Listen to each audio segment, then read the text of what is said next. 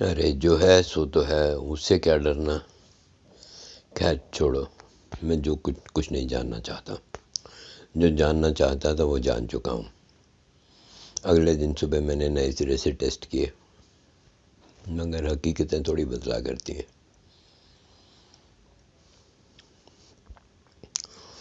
अनु, तुम घबराओ नहीं, मैं वैसे ही जीऊँगा जैसे अब तक जीता रहा हूँ। इसे एक राज समझकर अपने भीतर दफन कर लो। ताज्जुब की बात है, उसके बाद मैंने कभी उदास भी नहीं देखा उमेश को। जब भी मिला कह कह लगाता हुआ अपनी असलियत छुपा कर जी रहा उमेश। आखिर ऐसी क्या बात होगी जो फ़ोन पर न बताकर मुझे दिल्ली बुला लिया उसने। गाड़ी झटके से रुक गई थी। बाहर अंधेरे की हल्की हल्की चादर लहरा रही थी। कब इतना सफ़र तय कर गया यादों के सहारे, मालूम ही नहीं पड़ा। स्टेशन पर उस समय भी बहुत भीड़ थी, और उस भीड़ को चीरता हुआ मैं स्टेशन से बाहर आकर ऑटो लिया और चल दिया उमेश के घर की तरफ। स्ट्रीट लाइटें बुझ चुकी थी। 6 बज रहे होंगे। नई सुबह जन्म ले रही थी। फिर भी सड़कों पर अच्छा खासा ट्रैफिक था, और इस भीड़ भाड़ की वजह से मुझे दिल्ली कभी रास नहीं आई। सुबह सवेरे ही वातावरण धुएं से ढका हुआ था। मॉल टाउन आ गया जी। कहाँ जाना है आपको? अरे वो सामने दूसरी गली में। बस यहीं रोक दो। कितने पैसे हुए? 10 रुपये। ऑटो का बिल चुकाकर मैं उमेश की कोठी के सामने आ गया। कॉल बेल का बटन दबाया, घंटी बजी, दरवाज़ा खुला। एक बहुत खूबसूरत अप्सरा सी लड़की सामने खड़ी थी। कहीं गलत तो नहीं आ गया मैं? मुझे लगा मैंने ठीक से तो देखा था। 74 ही है। किससे मिलना है? एक सुरीली सी आवाज़ कानों में शहद घुल गई। सॉरी मैडम, शायद मैं गलत जगह आ गया हूँ। H74 कहाँ पे होगा? H74 तो यही है। मिलना किससे आपको? मिस्टर उमेश से। यहीं तो रहते थे वो। अब भी यहीं रहते हैं। सुंदरता की वो मूर्ति मुस्कुराई। सैर को गए हैं, अभी आते ही होंगे। आप अंदर तशरीफ़ रखिए। मैं भीतर चला गया। आपका परिचय?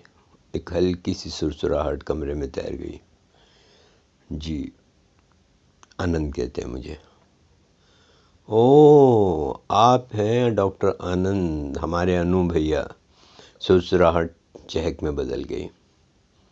जी, मैं ही आनंद हूँ। मेरी आवाज़ विस्मय की गहराइयों में डूब गई थी। सॉरी भैया, पहले कभी आपको देखा नहीं था ना। उमेश तो हर वक्त आपकी और सुधा दी की बातें करता है, और वे मेरे कदमों में झुकने को है। अरे ये क्या कर रही हैं आप? आशीर्वाद नहीं देंगे भैया? फिर बोलिए। अच्छा भैया, आप मुंह हाथ धोकर फ्रेश हो लीजिए, तब तक मैं चाय बनाती हूँ। रात भर जगे होंगे आप, सोए तो नहीं होंगे। कल उमेश कह तो रहा था आनंद आएगा, मगर उसे ये उम्मीद नहीं थी कि आप इतनी जल्दी आ जाएंगे। अरे अनु, तू कब आ गया? उमेश की आवाज़ ने मुझे चौंका दिया, और हम दोनों लपक कर एक दूसरे के गले लिपट गए। रुचि, चाय लाओ भाई, डॉक्टर साहब थके हुए होंगे। रुचि जी चाय बनाने चली गई। अनु, यह तुम्हारी भाभी रुचि। यही तोहफा देना चाहता था मैं तुझे। कैसा लगा? वाह, स्वीट, वेरी स्वीट। एक बार फिर से नमस्कारों का आदान प्रदान हुआ, और उस जीते जागते सौंदर्य का झुका हुआ चेहरा देखा तो देखता ही रह गया। ओए ओए ओए डॉक्टर आनंद, कैसे घूर के देख रहा है मेरी बीवी को? किडनैप तो नहीं करेगा इसे? हैं? कैसे घूर रहा है? लड़की नहीं देखी ना पहले क्या कभी तूने? क्या बक रहे हो उमेश? मेरे और भाभी के मुंह से एक साथ निकला। Very good, very good. ताली बजाकर उमेश खिलखिलाया। मेरे चेहरे का रंग शायद उड़ गया था। जबकि भाभी शर्म के मारे लाल हो चुकी थी। अरे अनु, रुचि है ही ऐसी चीज़ जिसे उड़ा ले जाने का किसी का भी दिल मचल सकता है, मगर तुम्हारा बुढ़ाऊ सन्यासी दिल इस तरह सोच भी नहीं सकता। I am sure about it. मैं नहा लूँ उमेश? मैं वहाँ से उठ जाना चाहता था। अभी अभी तो चाय पी भैया आपने, रुचि भाभी बोली। अरे कोई फ़र्क नहीं पड़ता। और मैं बाथरूम में चला गया, शावर के नीचे नहाने लगा। शावर में नहाने का अपना ही मज़ा होता है, और बहुत देर तक नहाता रहा। सफ़र की सारी थकान उतर गई। अरे क्या दिन भर नहाते ही रहोगे डॉक्टर? उमेश की झल्लाहट भरी आवाज़ सुनाई दी।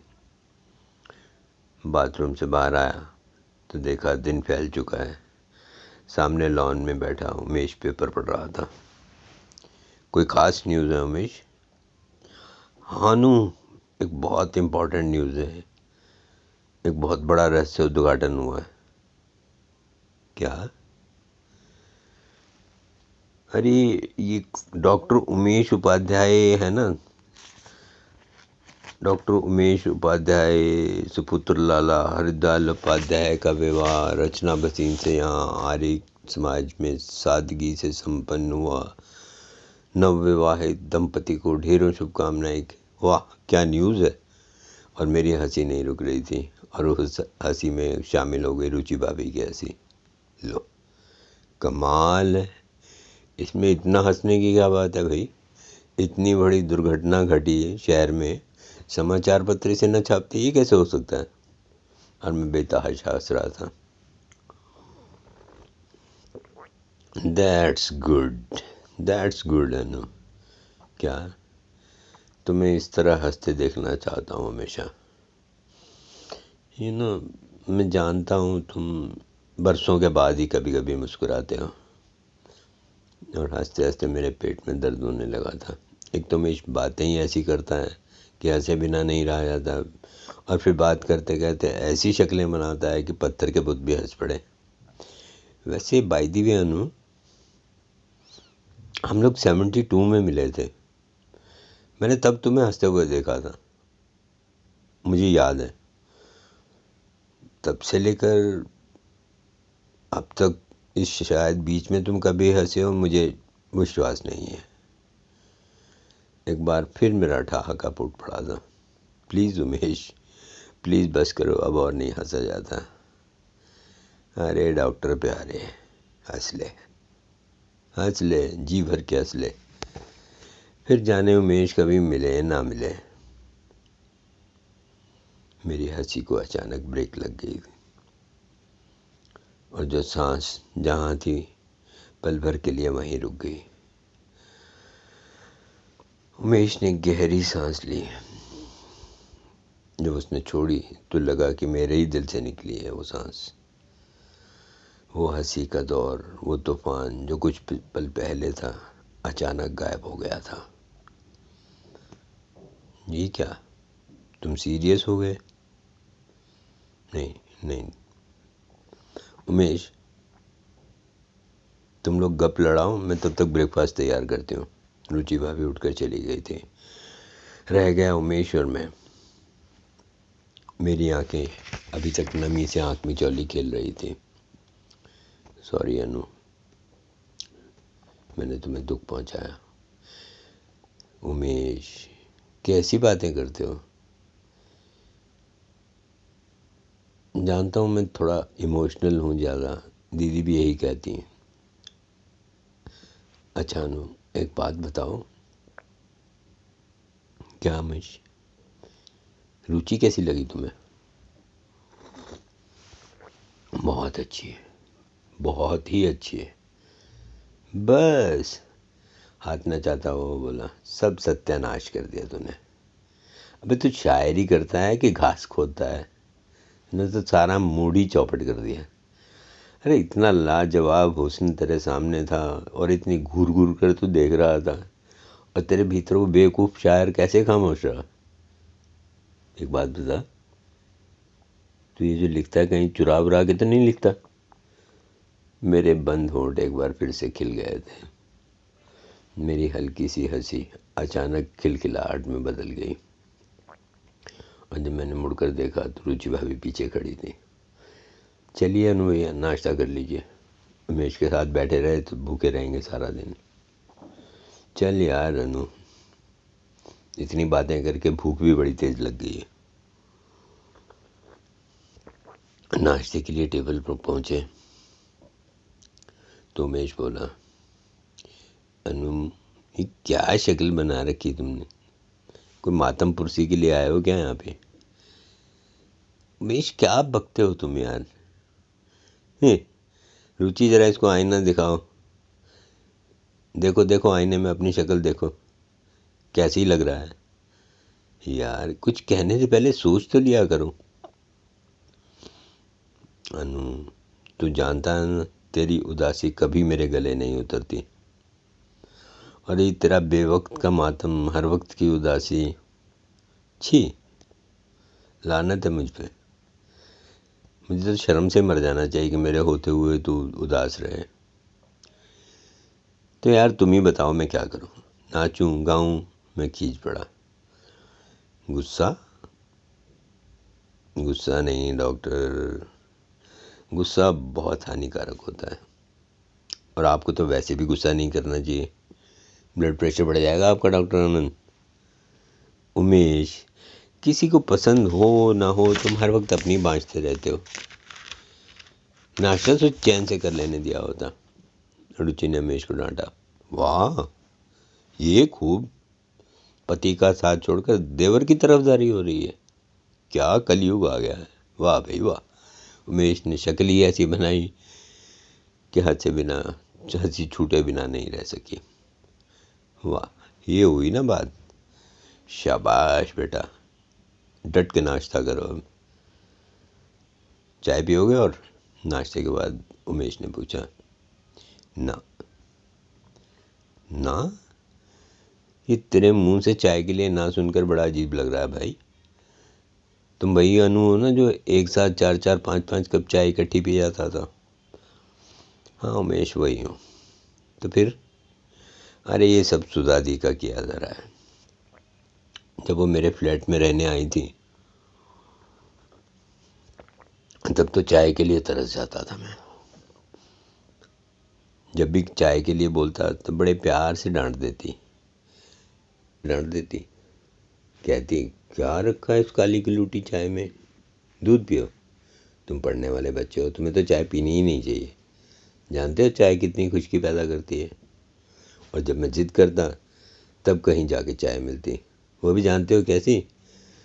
1 कप भरा हुआ दूध और उसमें 2-3 चम्मच चाय का उबला पानी, जो न पीते बनता और न छोड़ते।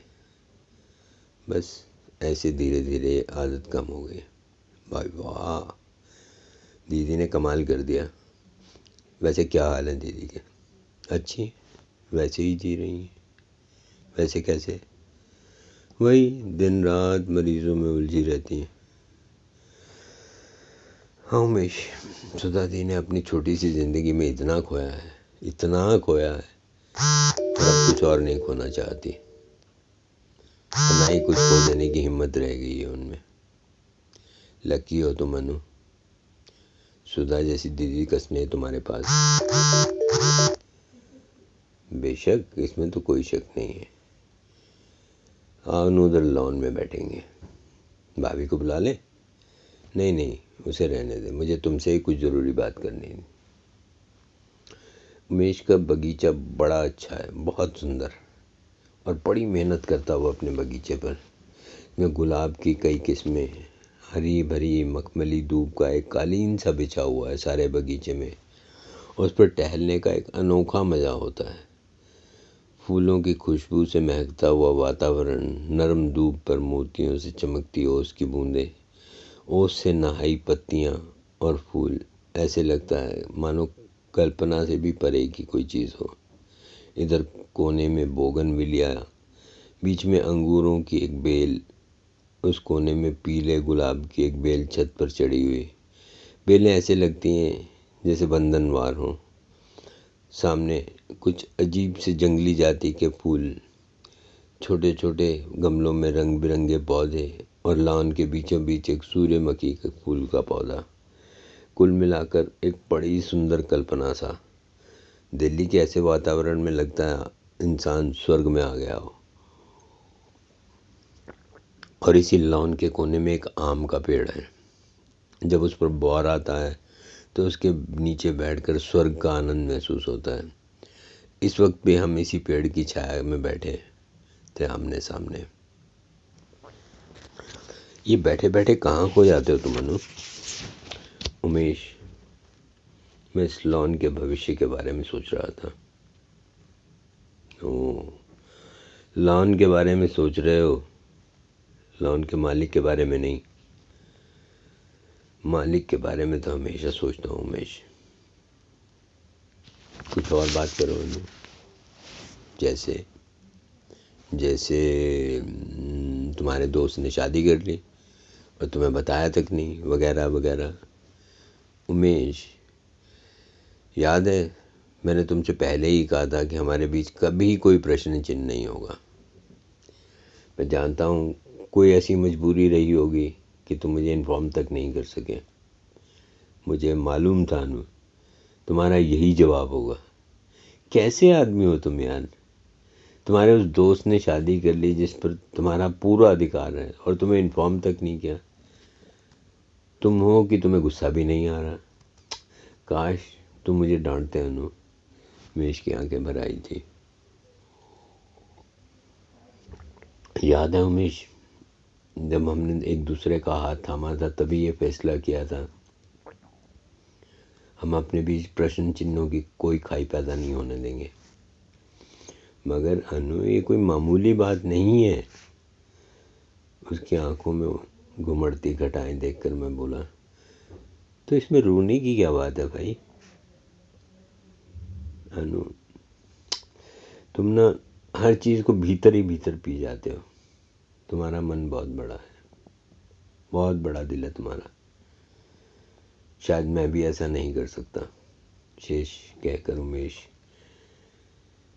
के स्वर बाकी सिसकियों में दब गए थे और मुझे खुद पर अब गुस्सा आ रहा था। इतना जानने के बाद भी मैं उमेश को कुछ कह लेता, मेरा क्या चला जाता? रुचि भाभी की प्रशंसा में एक दो शेर बोल देता तो मेरा क्या बिगड़ जाता? जी मैं आग खुद को एक चांटा लगा दूं। ऐसी थोथी आदर्शवादिता, ऐसे असूल किस काम के जो किसी के मन को पीड़ा पहुंचाए? तो मैं बोला, उमेश आई एम सॉरी, मेरी वजह से तुम्हें तकलीफ़ हुई। सॉरी मत बोलो अनु, तुम्हारा कोई कसूर नहीं है इसमें।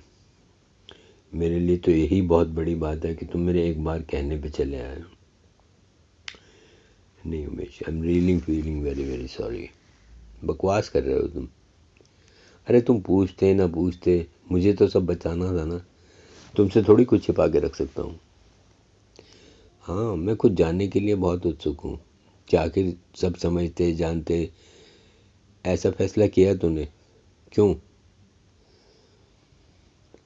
हनु, मैं परिस्थितियों के हाथों कुछ इस कदर उलझ गया था कि कोई चारा नहीं था मेरे पास सिवाय इसके। वह गला साफ करते हुए बोला, सुनो पूरी कहानी सुनाता हूँ तुम्हें। पल भर रुकने के बाद उसने बोलना शुरू किया। साल भर पहले की बात है, मैं डिपार्टमेंट से लौटा तो नौकर ने मुझे बताया कि कोई लड़की मुझसे मिलने आई थी और एक पत्र देकर गई है। पत्र पढ़कर मालूम हुआ आने वाली मेरे मित्र की कोई रिश्तेदार है और यहाँ इंटरव्यू देने आई हैं डीएवी स्कूल में, और उसने मुझे सिफारिश के लिए लिखा था। मैं ड्राइंग रूम में बैठा कुछ पेपर देख रहा था कि तभी नौकर ने आकर मुझे बताया कि वो सुबह वाली लड़की आई है। जब वो लड़की मेरे सामने आई तो मैं देखता ही रह गया। बहुत खूबसूरत, बहुत ही ज़्यादा खूबसूरत। आइए आइए रचना जी, मैं आपका ही इंतज़ार कर रहा था। कैसा रहा आपका इंटरव्यू? इंटरव्यू तो अच्छा रहा बट उम्मीद नहीं है। क्यों? ऐसा क्यों कह रही हैं आप? आप तो जानते हैं ना उमेश जी, बिना सिफारिश के तो कुछ होता नहीं है। अरे तो इसमें क्या है, मैं सिफारिश कर दूंगा आपकी। बस मुझे एक बात बताइए, कोई मिस्टर महाजन थे इंटरव्यू लेने वालों में, चश्मे लगाए हुए, छोटे से कद के? जी जी जी थे तो, मिस्टर कुलदीप महाजन। अरे तब तो समझिए आपका काम हो गया। मैं अभी कुलदीप से बात करता हूँ। फ़ोन पर कुलदीप मिल गया, और जब मैंने रचना जी के बारे में बात की तो बोला उनके लिए सिफारिश की ज़रूरत नहीं है, हम इंटरव्यू वालों का ही इंटरव्यू लिया है उन्होंने, उन्हें कल अपॉइंटमेंट लेटर मिल जाएगा। लो रचना जी, आपका काम तो हो गया, अब मुंह मीठा कब करा रही हैं? अरे जब भी आप कहें। तो ऐसा कीजिए, फ़िलहाल तो चाय बनाइए मीठी वाली, फिर हम वही मिलकर पीते हैं और मुंह मीठा करते हैं। बस यही थी हमारी दोस्ती की शुरुआत। जब रुचि को यहाँ नौकरी मिली तो मेरी कोठी में ही आकर रहने लगी। रुचि अचानक मेरी ज़िंदगी में समाती चली गई। तुम तो जानते हो, बहुत सी लड़कियाँ मेरी ज़िंदगी में आई, मैं सबसे हंसता मुस्कुराता, जोक सुनाता, छोड़ता जा रहा था। लेकिन रुचि को पाकर ऐसे लगा वो समय आ गया है जो इंसान की ज़िंदगी में सिर्फ एक बार आता है। और इधर रुचि भी ज़िंदगी के हाथों सताई हुई थी। मुझसे विश्वास पा लिया था उसने, एक निष्कपट निश्चल विश्वास, एक पवित्र विश्वास। और ऐसा ही रुचि से पाया था मैंने। जब इंसान किसी से विश्वास पा लेता है तो उसके व्यक्तित्व में भी निखार आ जाता है, और हम दोनों एक दूसरे की पवित्रता को पूछते रहे। सब कुछ इस कदर अनजाने में हो गया कि हमें भी खबर तक नहीं हुई। रुचि हरदम सामने आंखों के सामने रहती, फूलों के गीत गाती, तन्हाई की गज़लें गाती, अश्कों के नगमे बुनती, और जब ओझिल होती तो पीछे छोड़ जाती एक नशा, एक महक जिसमें मैं खोया रहता। जब इंसान को प्यार मिलता है तो उसके सामने वह हर हकीकत को झुठला देना चाहता है। वैसा ही हुआ। मैं अपनी असलियत को अपने भीतर छिपाए रहा, स्वार्थवश, कि कहीं रुचि को खो न दूँ। मेरे दिलो दिमाग पर रुचि छाई हुई थी। रुचि से जब तक घंटों बातें न कर लेता तो चैन नहीं मिलता था। लगता था दिनचर्या को कोई महत्वपूर्ण पहलू ही रह गया है। और फिर जब कुछ मनचाहा मिल जाता है समय को, तो समय भी पंख लगा कर उड़ जाता है। कभी ये विचार मेरे मन में उभरता कि जब रुचि के बिना रहना पड़ेगा तब। मैं हमेशा इस प्रश्न का गला घोंटता रहा। भविष्य की कल्पना कर आज के पल का सुख गंवाने का साहस मेरे भीतर नहीं था। इधर बीच बीच में रुचि विवाह का प्रश्न उठाने लगी थी और ज़िद पकड़ने लगी थी। मैं जैसे तैसे हर बार टाल जाता। जानता था इंसान जब सुख के बाद अचानक दुख का सामना करता है तो दुख बहुत गहरा लगता है। मेरा विवेक मुझे झंझोड़ता तो लगता कि मैंने बहुत अन्याय किया है रुचि के साथ। अपनी क्षणिक खुशियों के लिए मैंने उसकी ज़िंदगी झोंक दी एक नर्क में। रुचि को कैसे भुला पाऊँगा, या रुचि मुझे कैसे भुला पाएगी? इस समस्या को सुलझाने में मैं जितनी चेष्टा करता उतना ही उलझता जा रहा था। मेरी हालत उस रेशम के कीड़े जैसी हो रही थी जो अपने इर्द गिर्द जाल तो बुन लेता है और फिर खुद उसी में फंस के रह जाता है। मैं उन दिनों तुमसे सलाह करने आया था, मगर तुम्हारी हालत देखकर साहस न बन पड़ा कि तुमसे कोई बात कर पाता। हर समय दूसरों को चुटकुले मजाक सुनाने वाला उमेश खुद एक मजाक बन गया था। और इधर अचानक रुचि के पास जैसे शादी के विवाह के सिवाय कोई बात ही नहीं थी, और वो भी अपनी जगह सही थी। लोग हमें लेकर तरह तरह की बातें बनाने लगे थे, बेसिर पैर की उड़ाने लगे थे। मुझे तो कुछ ज़्यादा फर्क नहीं पड़ता, बट रुचि टूट रही थी। मैं भी भीतर ही भीतर टूटने लगा था। इधर रुचि दिन पर दिन परेशान होती जा रही थी। तुम जानते हो ना अनु, अक्टूबर के दिनों में सुबह कितनी खुशनुमा होती हैं। और उसमें हल्की हल्की ठंडक घुली होती है जो तन मन को रोमांचित कर जाती है। एक ऐसी ही सुबह थी, हल्का सा अंधेरा अभी वातावरण पे लहरा रहा था। लॉन की हरी नरम मखमली धूप पर मैं नंगे पांव टहल रहा था। ओस के कणों का स्पर्श शरीर से आत्मा की गहराई में उतरता जा रहा था। फूलों की खुशबू हवा में महकी हुई सुबह गुनगुना रही थी। ऐसा लग रहा था मानो किसी दुल्हन के खूबसूरत चेहरे से घूंघट उठाया जा रहा हो। अचानक रुचि मेरे सामने आ खड़ी हुई थी और उसे देखकर मेरे विचारों के तार टूट गए। रुचि, तुम इतनी सुबह कैसे उठ गई? उमेश, वो बस इतना ही कह पाई। क्या बात है रुचि? तुम्हारी चेहरा बता रहा है कि तुम रात भर सोई नहीं हो। हाँ उमेश, मैं रात भर जागती रही हूँ और सिर्फ एक ही बात सोचती रही हूँ कि मैं क्या करूँ। और अब मैं फैसला करने आई हूँ। तुम्हें सिर्फ हाँ या ना में जवाब देना है। सिर्फ हाँ या ना। मैं कांप गया। लगा आज वो विस्फोट होने वाला है जिसे मैं बहुत दिन से टालता आ रहा था। क्या करता अनु, कुछ समझ में नहीं आ रहा था। लगता था मैं प्राणहीन हो गया हूँ, मस्तिष्क सुन्न हो गया है और सोचने विचारने की शक्ति नहीं रही मुझ में। उमेश, मैं तुम्हारे बिना अब एक भी पल जीवित नहीं रह सकती। तुम कहो, क्या कहते हो तुम?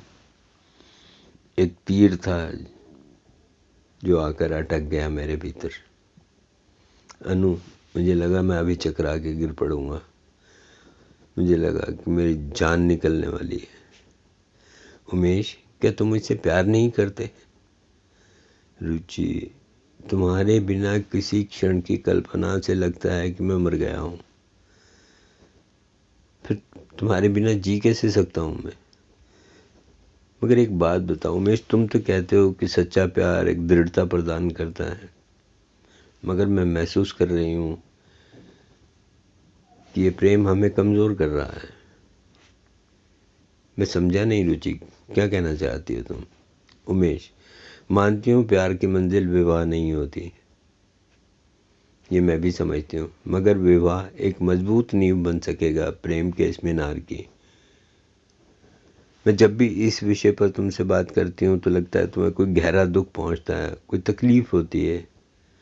मैं अब तक नहीं समझ पाई हूँ कि वो कैसा दुराव छिपाव है हमारे बीच जो तुम्हें परेशान करता है और तुम्हें और मुझे कमज़ोर बना रहा है। मैं शरीर से भी तुम कितने कमज़ोर पड़ गए हो। तुम्हारा चेहरा इतना उतरा हुआ है, ऐसा लगता है कि जैसे सदियों से बीमार हो। आखिर तुम सच्चाई क्यों नहीं बताते मुझे? अगर नहीं बताना चाहते तो मैं ज़ोर नहीं दूंगी। नहीं बताओगे तो मैंने फ़ैसला किया है कि मैं यहाँ से चली जाऊंगी। मैं तुम्हें और दुखी नहीं देख सकती। बस करो रुचि। मैं परेशान होकर भीखे से स्वर में बोला और फिर धीरे धीरे मैंने अपनी हकीकत रुचि के सामने खोल कर रख दी। उसका चेहरा संजीदा हो गया, आंखें डबडबाई दिखाई दी। कुछ क्षण रुककर मैंने धीमे से स्वर में पूछा, मैं ब्लड कैंसर का पेशेंट हूँ रुचि। मुझे मेरी ज़िंदगी का कोई भरोसा नहीं है। अब तुम बताओ रुचि, मैं क्या करूं? बहुत दुख हुआ जानकर मुझे उमेश कि तुमने मुझे समझा नहीं। रुचि टूट सकती है, अपने हाथों खुद को फूंक सकती है, मगर उमेश तुम्हारे बिना मैं एक क्षण भी जीवित नहीं रह सकती। इतनी सी बात को लेकर इतनी बड़ी सज़ा दी तुमने खुद को। काश तुमने मुझसे एक बार बताया होता, मुझसे पूछा होता। रुचि प्लीज़ भावुकता में मत बहो। ये जीवन भर का प्रश्न है, 2-4 दिन की बात नहीं है। उमेश, तुम बार बार ये जतलाकर मेरा ही नहीं हमारे प्यार का अपमान कर रहे हो। मैं बहुत सुन चुकी हूँ, अब इस बारे में कुछ और नहीं सुनूंगी। देखो रुचि, इस तरह जीने का ख्याल है बड़ा खूबसूरत, मगर इस चंद लम्हों की खूबसूरती में न बंद कर उस काले भविष्य को देखने की कोशिश करो जो इस खूबसूरती के पीछे छुपा है। मैंने कहा ना उमेश, मैं हमारे पवित्र प्यार की और बेइज्जती नहीं सहन कर पाऊंगी। अगर तुमने एक भी शब्द कहा ना तो मैं नहीं बचूंगी, और फिर तुम ही रुचि के कातिल कहलाओगे। आवेश में उसका चेहरा लाल हो गया और मुझे चुप हो जाना पड़ा। नतीजा आज तुम्हारे सामने है। ओह, ये तो रुचि भाभी का बहुत बड़ा बलिदान है उमेश। मैं बड़बड़ाया। कुछ देर तक हम दोनों खामोश बैठे रहे। मैं मन ही मन सोच रहा था, रुचि भाभी के शारीरिक सौंदर्य से 1000 गुना उनका आत्मिक सौंदर्य बड़ा है। जब इंसान तन मन दोनों से सुंदर होता है तो उस सुंदरता को वर्णन भी नहीं किया जा सकता।